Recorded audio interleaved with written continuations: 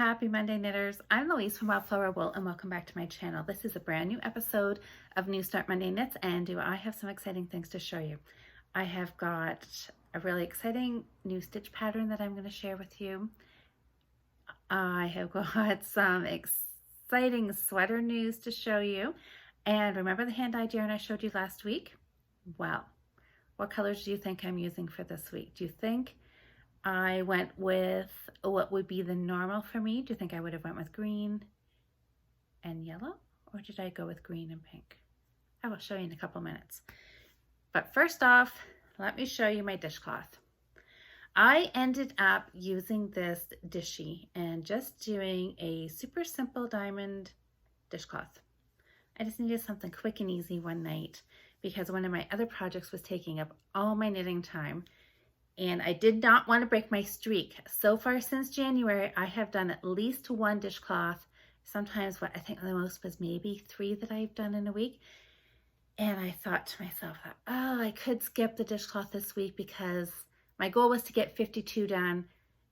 And lots of weeks I've done more than one. I thought I could skip it this week and then still, be on track to get my 52. But I thought, no, I do not want to mess up my I don't even know what the word is I want to say, but the fact that I've been doing at least one a week. I'd like to be able to get to the end of the year saying that I knit at least one dishcloth a week. So I couldn't let that slide. So last night I pulled out this Knit Picks dishy and I whipped up one. I binged watched, 2.5 episodes of Grey's Anatomy on Netflix and got one done. And I actually made it a little wider. Normally I go to 42 stitches. This time I got a little carried away and went to 45, which is fine. I think it's still the perfect size. Only one little spot of pooling, but that's not too bad. It's pretty nice. So this colorway was Pebbles Multi, just shades of gray with white. Pretty neutral. It's really nice. I like it. So it's going to go in the Christmas box. Done and done. And this, I have to say this was nice change from last week's dishcloth where I did all those stripes and I had, probably at least like 24 ends or something to weave in. This one I had 2, one at the cast on and one at the cast off. That was kind of nice. So anyways, this is going to go in my Christmas box. I have got my trend. I don't know. The word I'm looking for, it was just there and it's gone again. I don't know. I think the heat's getting to me. How is everybody doing with the heat? I'm not sure, depending, I guess, where you are. I know Ontario and parts of the US, we are in like a middle of a heat wave and it is so hot. So I'm going to blame everything on the heat. That's going to be my story and I'm sticking with it. Okay, do you want to see what else I was knitting on last week? I showed you this yarn. This was my New Start Monday yarn for last week's project, which was a sweater. And I showed you my lovely little gauge swatch that I did. I wanted to get stockinette, but I wanted it in the round. So that's why I know if you haven't seen this before, you're thinking, what in the world have you done? This is a little in the round, what I call the cheater in the round gauge swatch, so that you can get stockinette with just knitting, as opposed to knitting and purling when you're knitting flat. Because when you're doing a sweater in the round, you really want to swatch in the round. And so this is how, it's just like doing a giant I-cord. So there was my swatch. My gauge ended up being right on, surprisingly. Well, I don't know. Surprisingly, I went with a 3.75 millimeter needle. This yarn, I've got a ball band here. So it is called hemp wool. And it is 65% wool, 35% hemp. Love it. Love it, love it, love it. This yarn has been so much fun to knit with. It does not, well, I shouldn't say it doesn't split. a couple times it split, but nothing like this green here that I did the summer tank with. That had to be really careful. It would split every single stitch. This stuff here, really nice. This has been in my stash for, oh my goodness, easily 10 years. And every time I go upstairs to the yarn room and when I'm attempting to organize all my yarn, I look at this and I think, oh, I really, really want to knit with this. So, and I have done some smaller projects in a lighter blue. And I'm not sure if I might have, there's a red that I might have knit something in, but I have lots of this yellow sitting up there, like sweater quantity easily of some yellow, but I don't know if I don't know, maybe I would wear a whole sweater in this yellow, but anyways, okay, this is what I knit on all week and all weekend. It is a knit along. So I read the comments from last week's video, and I guess I had a lot of technical troubles getting a video recorded last week. So I recorded it multiple times, so I'm not entirely sure what version actually went up and what I said in each one. So I'll just give you a little lowdown on this. It is a knit along through, hosted by Olive Knits. The designer's name is Marie Green. And it started last Wednesday, which worked out perfect for us here in Canada because that was July 1st, which was our holiday. So I actually had Wednesday off.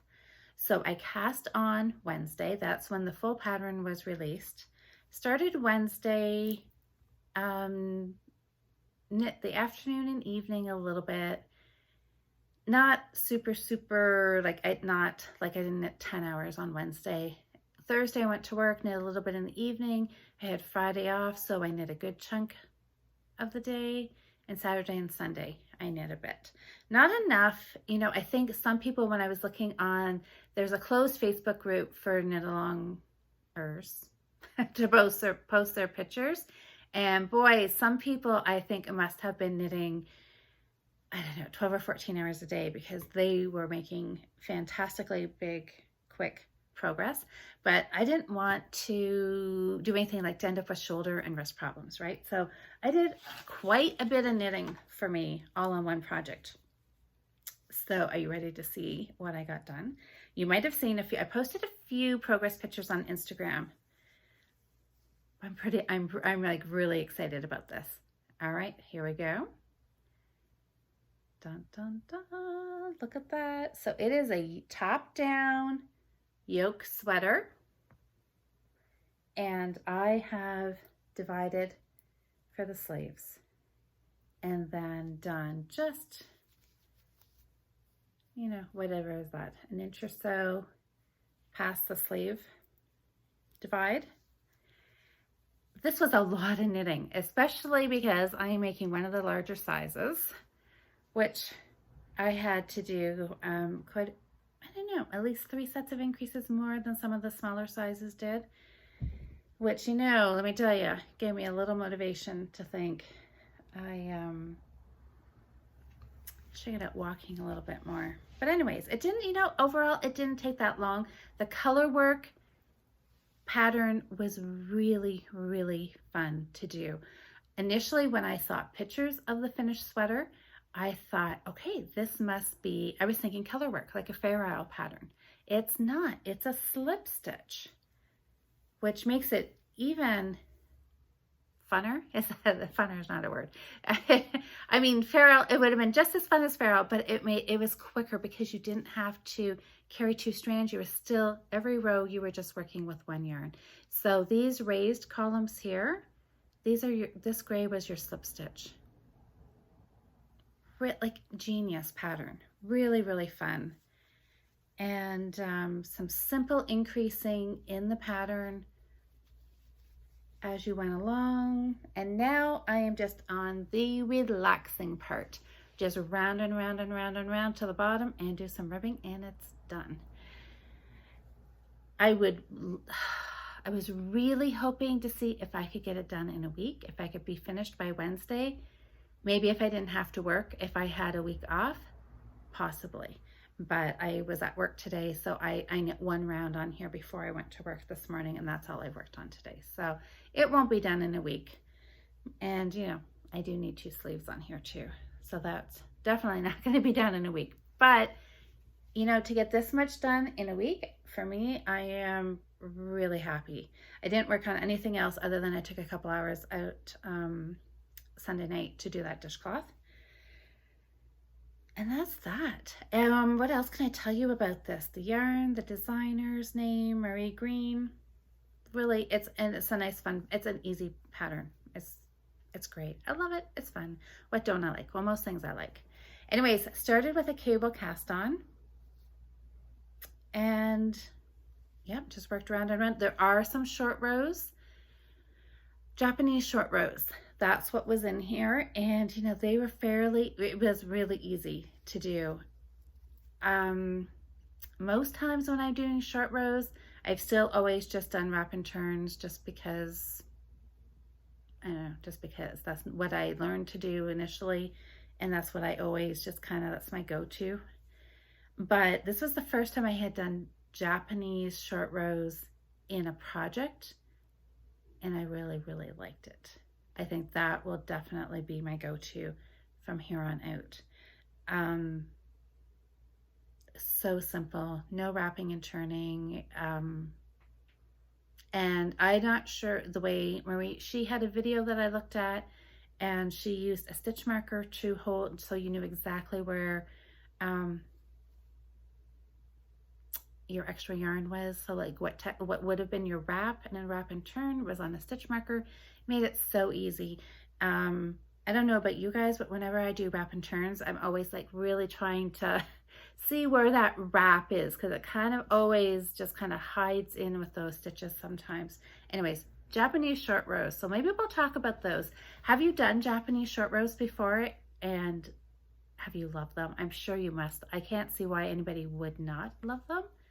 But who knows? There's a technique for everybody, but I really liked it. So it's something that I'm going to play around with definitely some more, and maybe we'll talk about it, or I'll show you in a video or something if you haven't seen it, because it was pretty slick. So anyways, finished, well, I don't know. I'm not going to estimate. Sometime soon. And there's no way in the world I'll be wearing this for a few months anyways. But I'm hoping kind of like at least in 2 weeks. Next Monday, I'd like to have the body. Oh, see, I shouldn't predict, should I? Because then when I get myself in trouble when I start kind of willy-nilly predicting when I'm not really thinking about actually how much knitting time I have. But wouldn't that be nice if I could get the body done this week and this weekend, and then work on sleeves the following week, and then have a finished sweater? I would really like that. We'll see.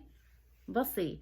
It's now, and like I said, because the yarn doesn't split, it's going to make it pretty easy for binge watching something, YouTube, Netflix, whatever, and just keep on going. Okay, this week's project. So last week I showed you the yarn that I had dyed the weekend before, and I said that I was going to probably do the green, which I decided I would.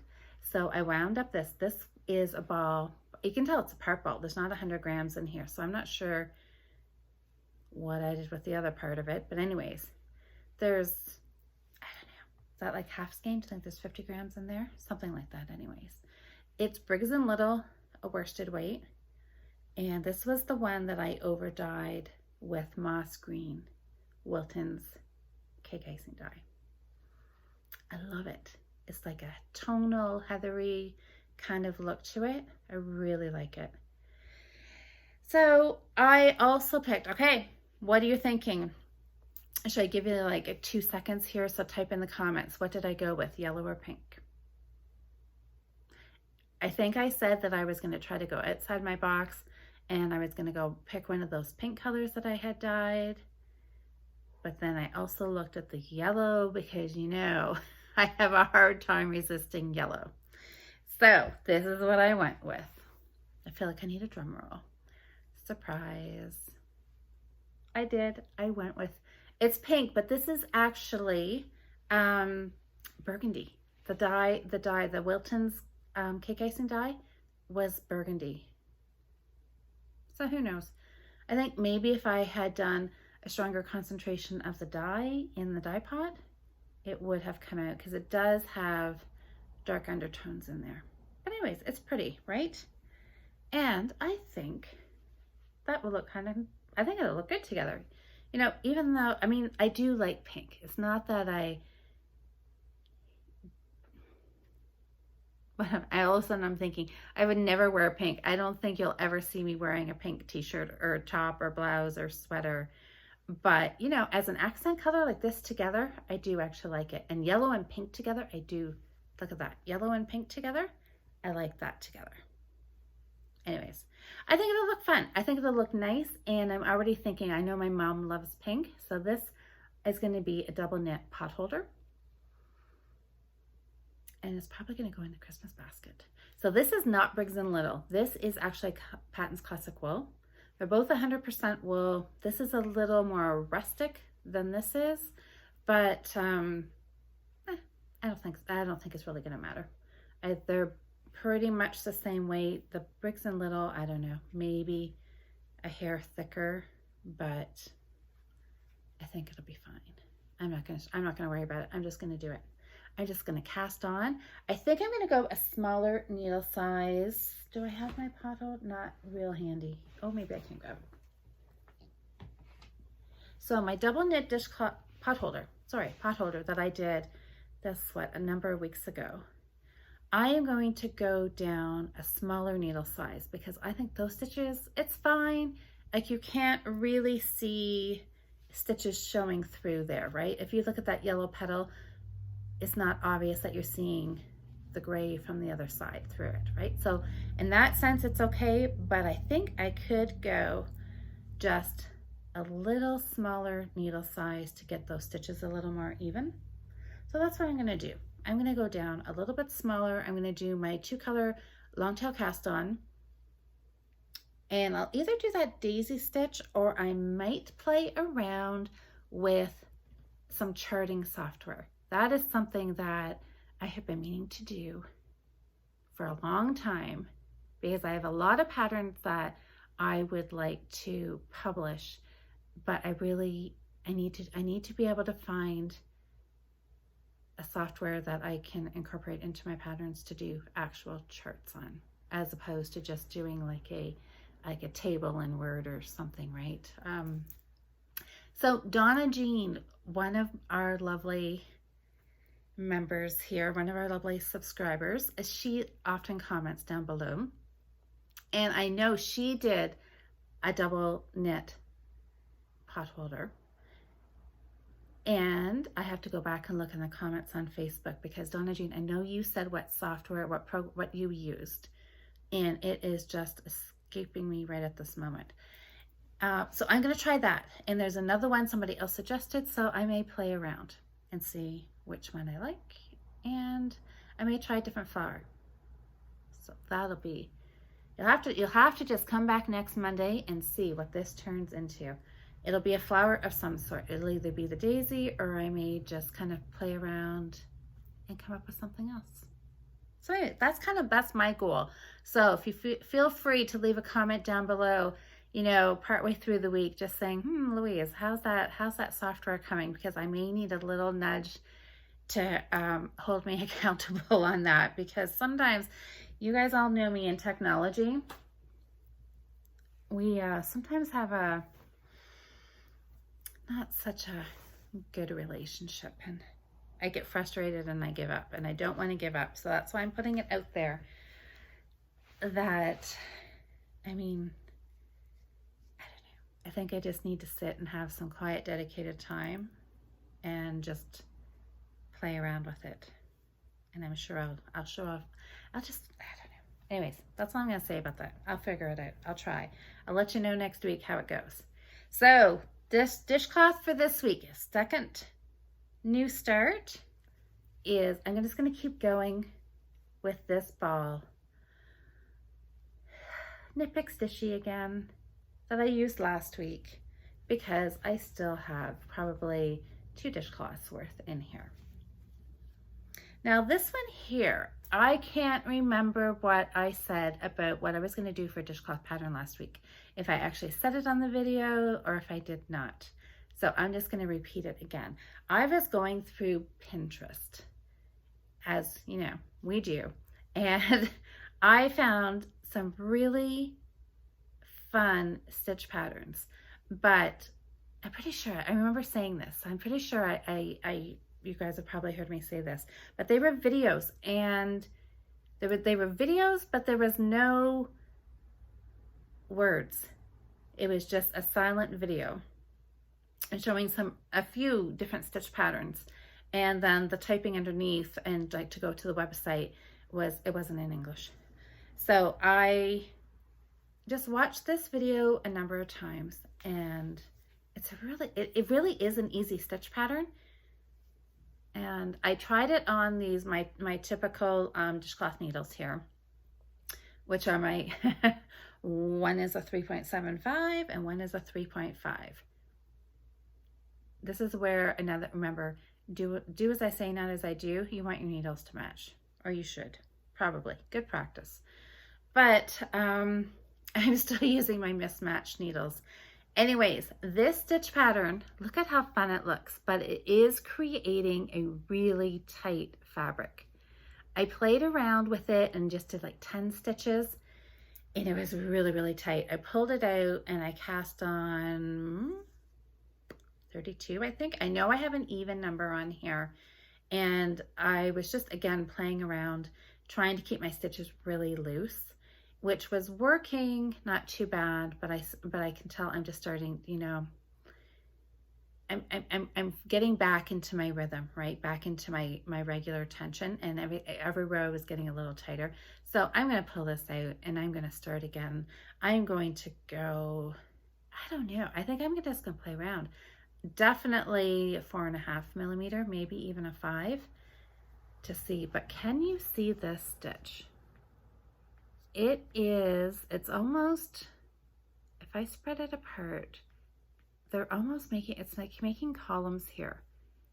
And so I don't know the name of this stitch. There's no slip stitches. It looks familiar. Somehow I'm thinking it looks almost like the bamboo stitch, but that bamboo stitch is you slip a stitch, you knit 2, and then you pass the slipped one over. There's got to be a yarn over in there so you don't lose the stitch count. But this looks like that, but it's not made with a slip stitch. You're not passing a stitch over. So what you're doing is just a 2-row repeat. I'll explain it, but I think eventually I will type this up, and then I'll probably do my own little video talking you through it, because it's one of those things that once you see it done, it's not that hard, but writing it all out is a little bit wordy.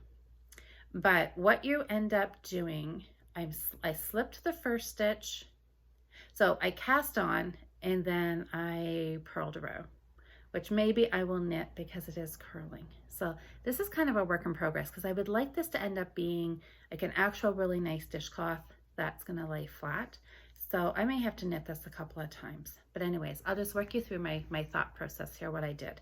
I cast on an even number of stitches, turned it around so I had the purl side facing me, so I purled a row. Slipped the first stitch, purled to the end, turned it back around so I had the right side facing. Then what you do, I slipped the first stitch, and then you're doing a cable cast on. So you take your right hand needle, and instead of putting it actually into the stitch, you are going, let me see if I can do this. So we're slipping this purlwise. Then you're taking your needle, and instead of going in the stitch, you are going to go in between those 2 stitches. But not only are you going in between there, okay, can you see? If I separate, okay, there. So when I separate those stitches, see that white horizontal bar? You're going to go underneath that. So I've gone between the 2 stitches underneath that horizontal bar. You wrap your yarn and then pull it through. I haven't tried doing this backwards. You want to pull it through. You know what? I'm just going to go like this. So you pull it through.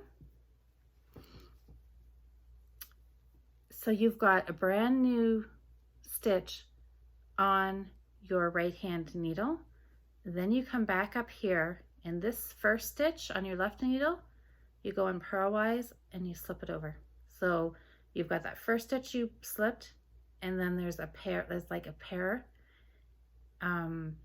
It's one, you count it as 1 stitch, but there's 2 there. Then you just go in again, find your next 2 stitches. You're going to go in between, but you're going to go under that horizontal bar, which in this case, because I'm using variegated, see it's white? You're going to go under there, just like a cable cast on, pull up a new loop, and then slip the first stitch on the left-hand needle over to the right. So you're making pairs of stitches. You do that all the way across the row. You turn it around, slip the first stitch, and then you're on the purl side. So those pairs of stitches, you just purl them together until you get down to the last stitch, and then I just purled it.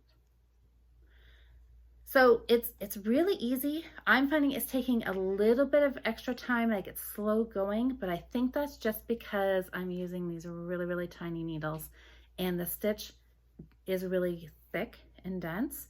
So I think once I bump it up a needle size, or a couple, 2 or 3 needle sizes, I think it's going to be, the stitches will be bigger, my tension will be a little looser, and I think it will knit faster.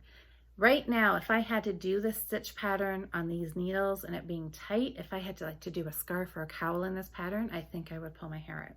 But I'm really, really hoping with larger size needles and it loosening up my gauge, I'm hoping that I'll find a nice rhythm and it will actually knit up really nicely, because I have high hopes for this, of finding a nice edging around here to do it as a dishcloth. So if anybody wants to knit it up, I'll have that pattern available as long as I can figure it out, and I think you'll like it. I'm fingers crossed, I'm being optimistic. And then I see this being definitely a cowl. You know how that when that yarn talks to you, well, right now the stitch pattern's talking to me, but and it looks nice and variegated. At first I wondered if I would need to do it in a solid to get that stitch. I can't stop looking at this.